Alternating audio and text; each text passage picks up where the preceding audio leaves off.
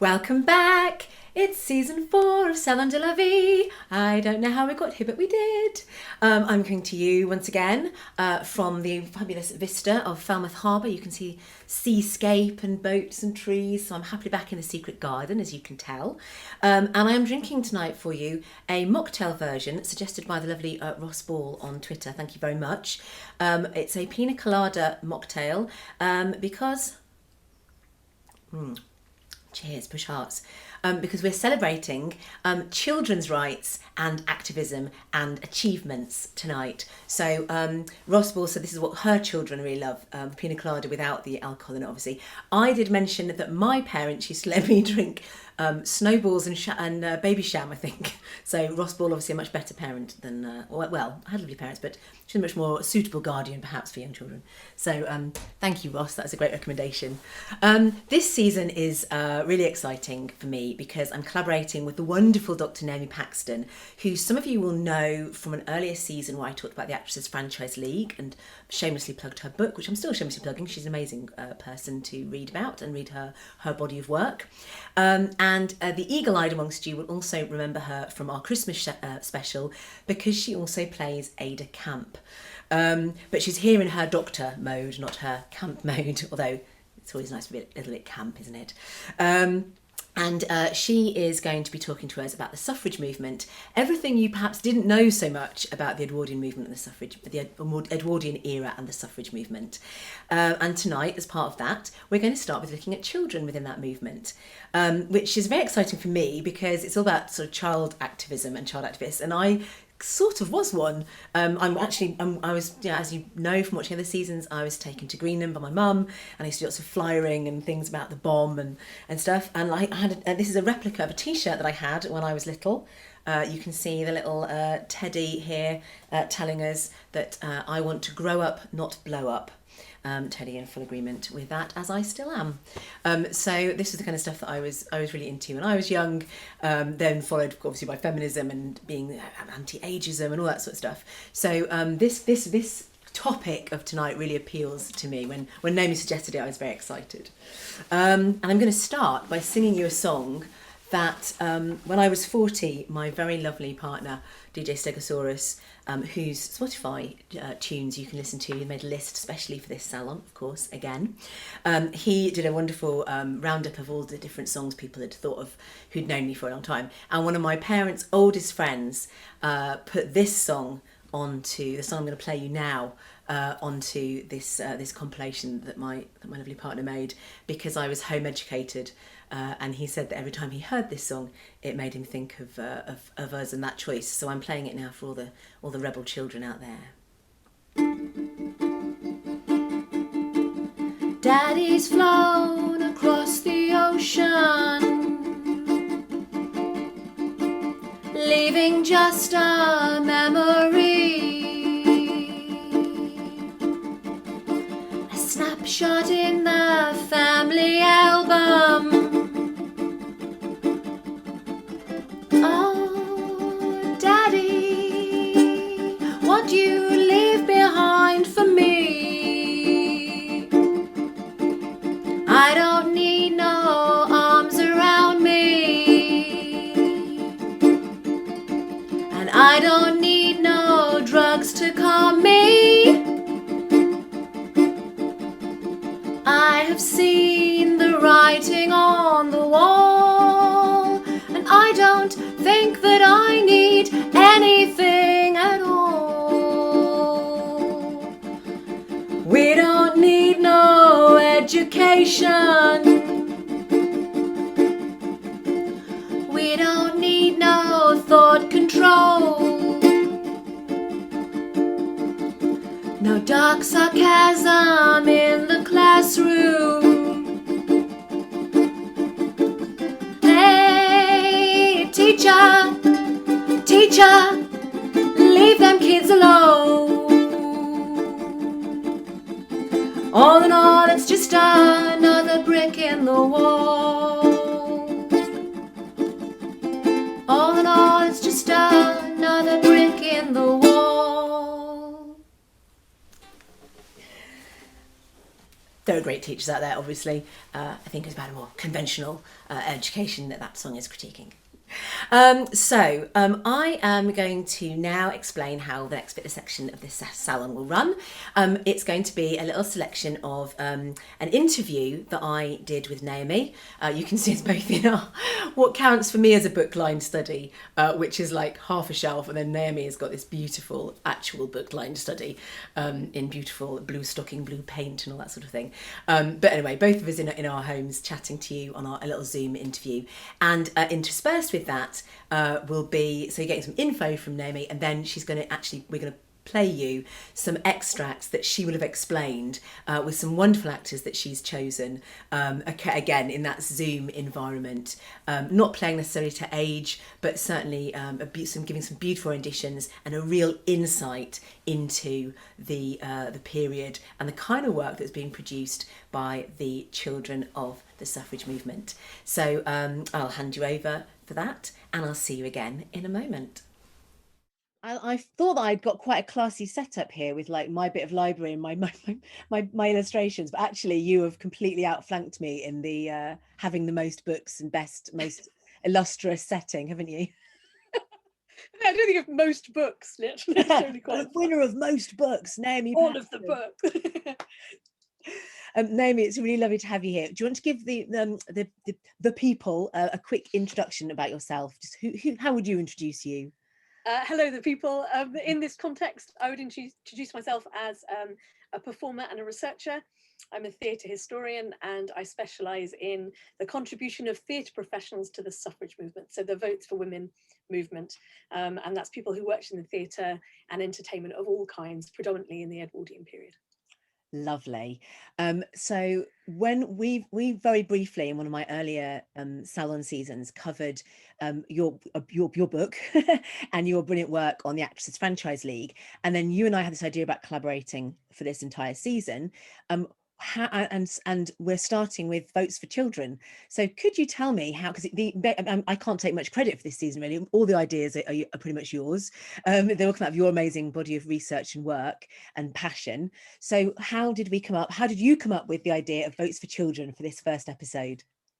Well, no, thank you, in collaboration. I think Votes for Children is a really interesting topic, and I don't think we talk a lot about children in the suffrage movement. And we know that there are children who are part of the suffrage movement. There are some pictures of children who are, wearing various slogans or banners or sashes. We know that there are children who are part of the WSP's drum and fife band, for example. And we know there were entertainments for children at fairs and events. So in a Christmas tree, there was sort of lucky dips, there were fairground rides that were mocked up, there were suffrage shies, there were suffrage Punch and Judy shows, there were magic shows. There were lots of opportunities for the children of suffragists and suffragettes to participate in the propaganda of the movement.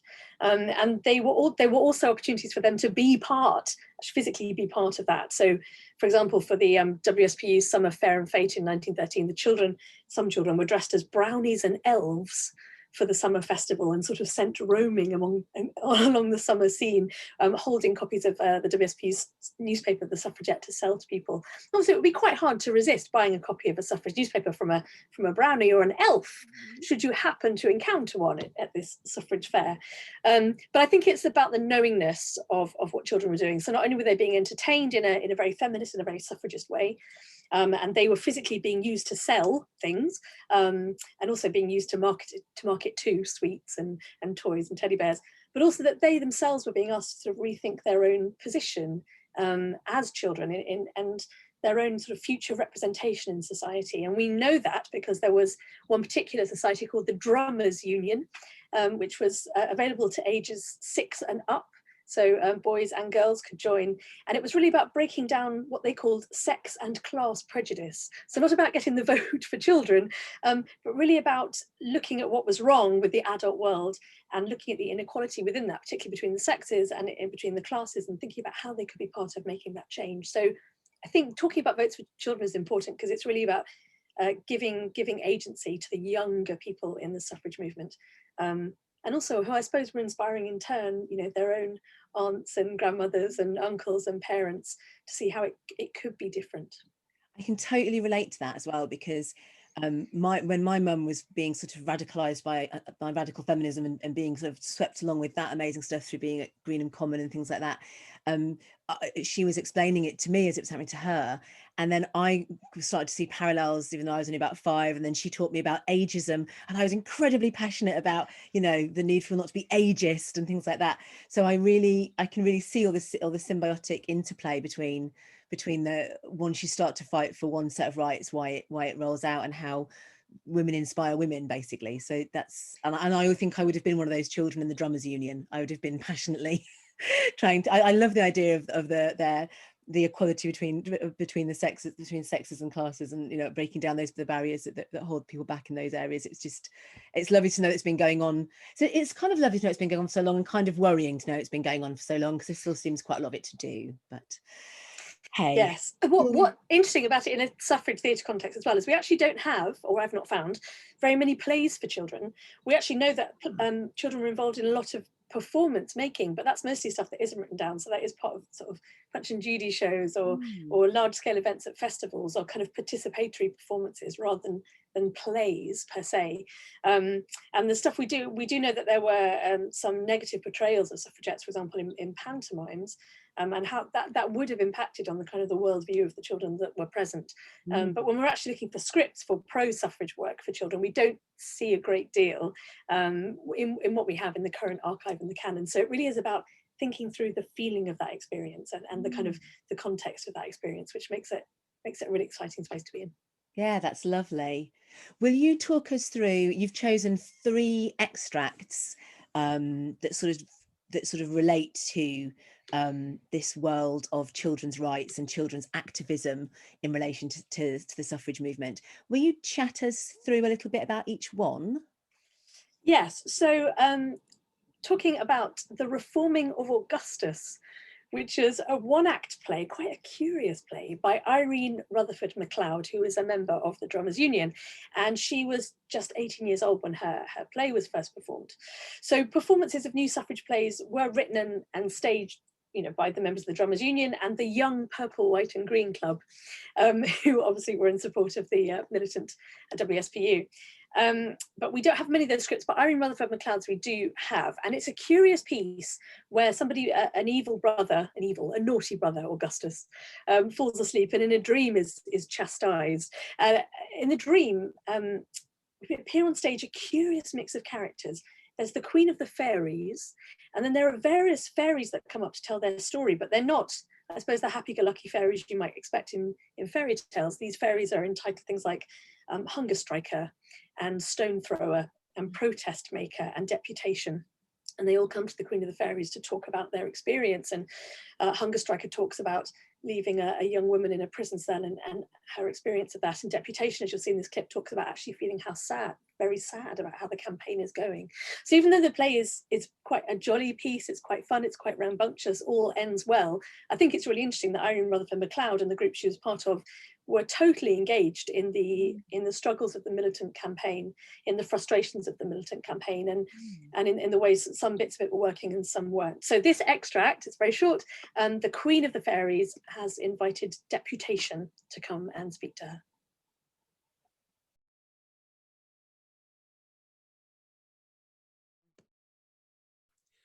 Now, my people, Deputation and Protest Maker have some tales to tell us. We have not seen Deputation for a long time. Where have you hidden yourself all this while, Deputation? I have been among other worlds, Your Majesty. Wherefore, my friend? Your Majesty, I was ashamed to say it. I was depressed, I was weary, I sought the great silence.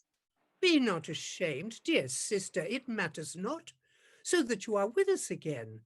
But tell us of the last occasion there was need of your help. Your Majesty, I shall never forget it. As I stood by the leader, gazing at that sea of eager faces, I was inspired by the wonderful atmosphere. Ringing shouts filled the hall as we went out. Big Ben boomed 7 times. The crowd saw us, and there was a deadly lull, followed by a tremendous roar. like that of 1,000 mighty bulls, or like the breaking of great waves upon the shore. We passed unmolested for some paces until we saw, looming in front of us, there were thousands of police, mounted and on foot. The women tried to push their way through unseen. One, smaller than the others, managed to climb the high railings and ran a few yards. She slipped and fell and was dragged back. She fought valiantly, as did the rest, but... Futile, deputation. Futile. The next scene is a bit of a curio, and a bit for the COVID times. So this is a play that has really intrigued me. So this is a play, a one-act play called Votes for Children, which is quite a tongue-in-cheek piece. It was performed at the Little Theatre, which was run by Actresses Franchise League member Gertrude Kingston, and it was put on by Italia Conti with some of her children. So yeah, so Italia Conti was also a member of the Actresses Franchise League, but so all plays had to be sent to the censor before they could be put on public performance, and the censor said,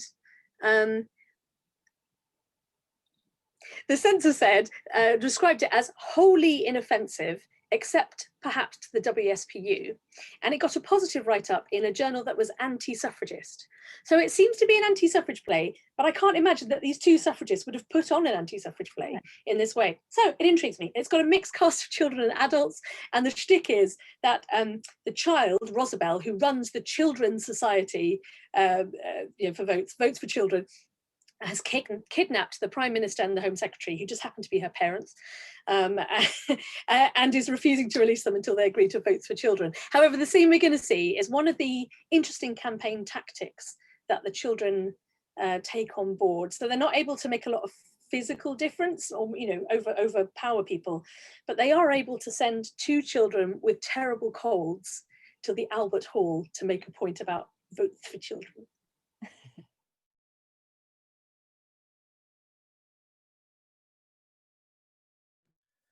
Rosie!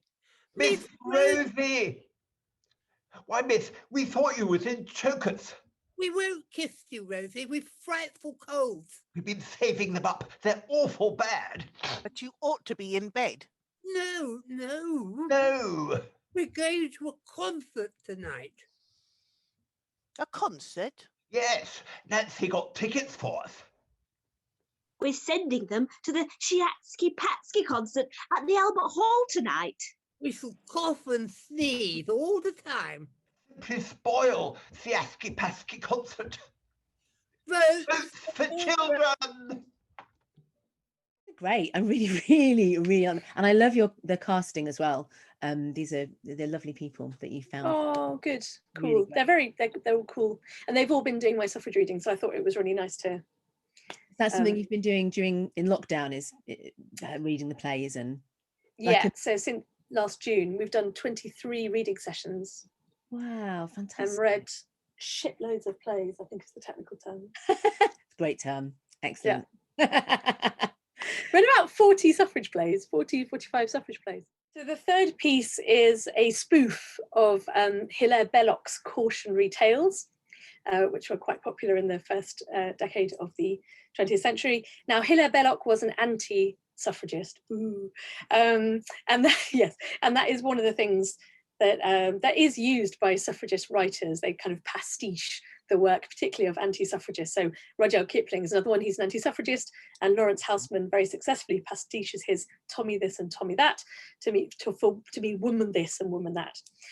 So this is an anonymous, although it does say with apologies to Mr. Belloc, and it was published in Votes for Women, which is a suffrage newspaper. So yes, this is a very special suffrage-themed cautionary tale in verse, with apologies to Mr. Belloc.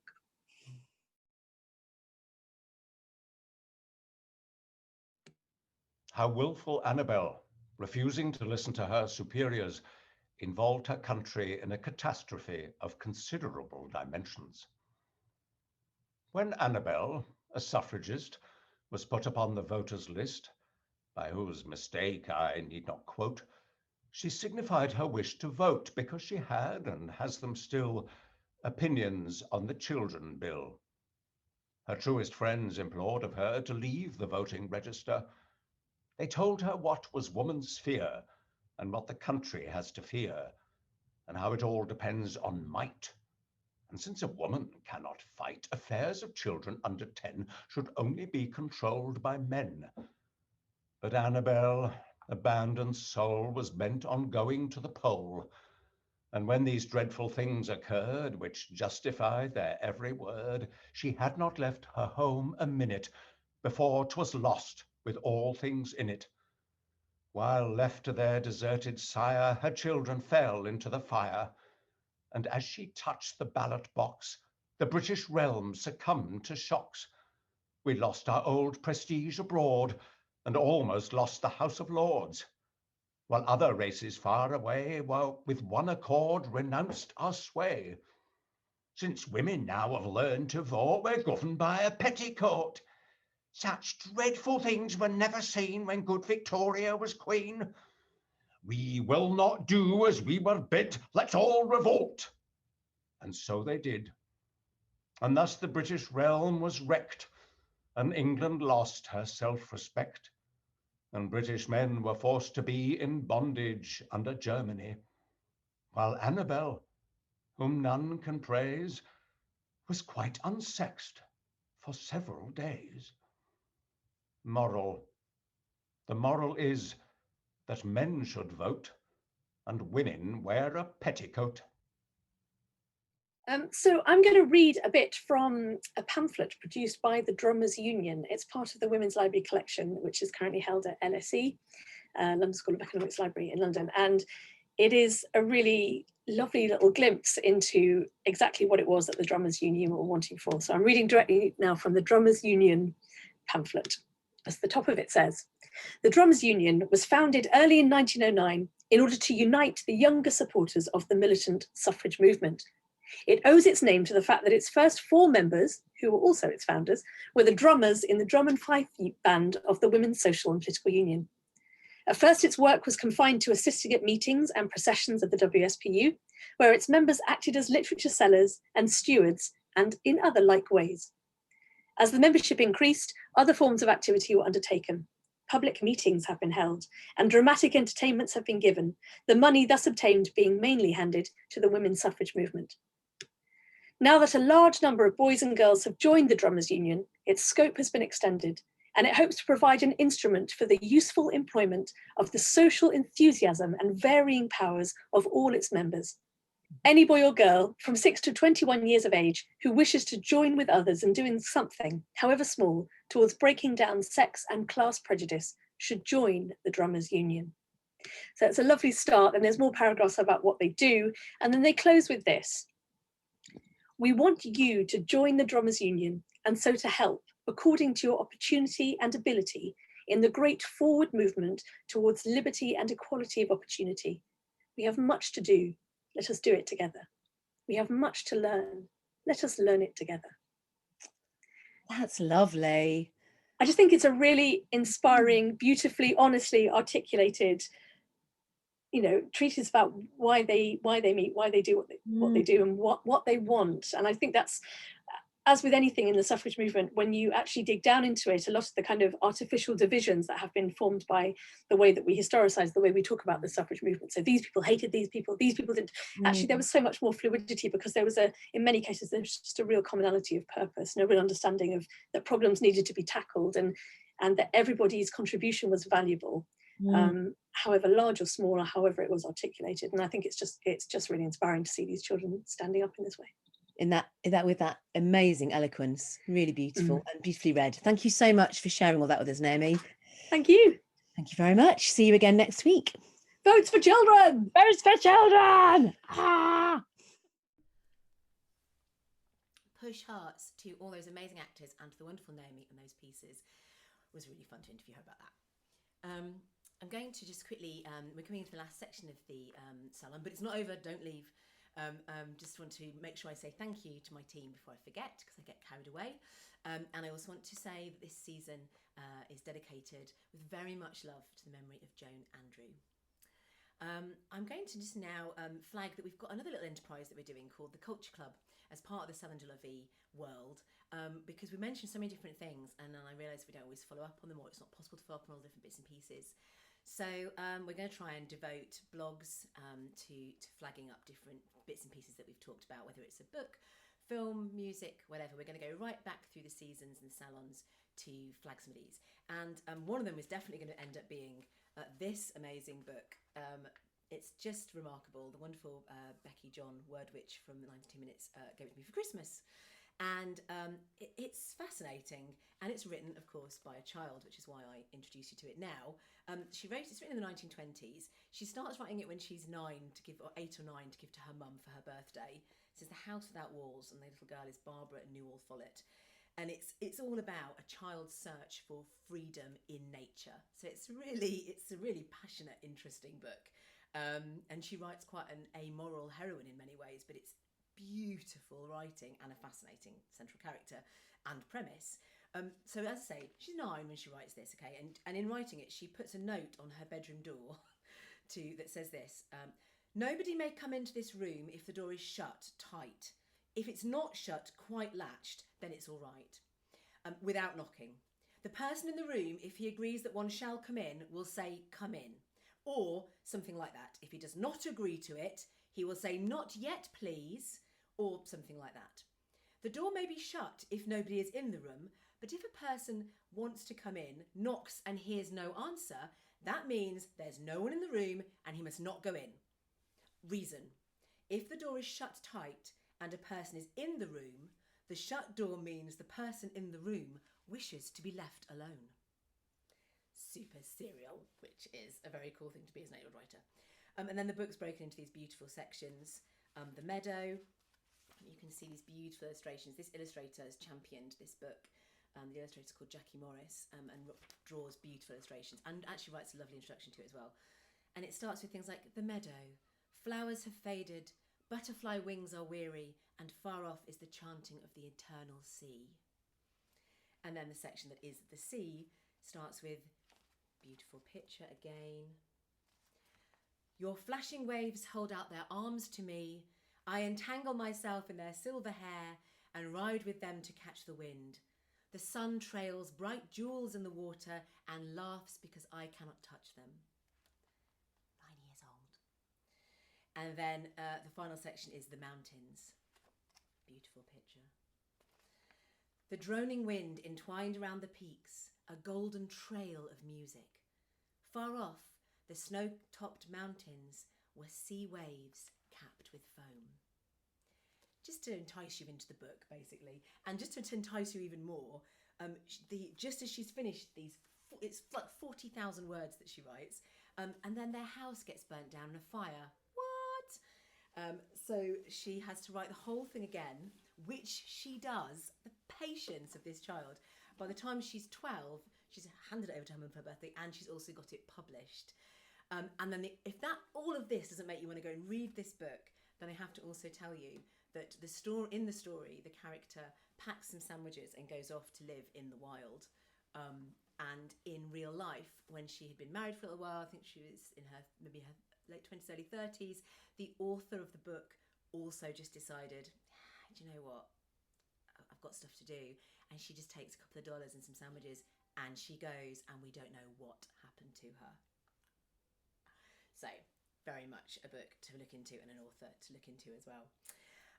So I'm going to finish off with a song, also with the whole theme of this, the idea that I looked into songs that children or teenagers had written.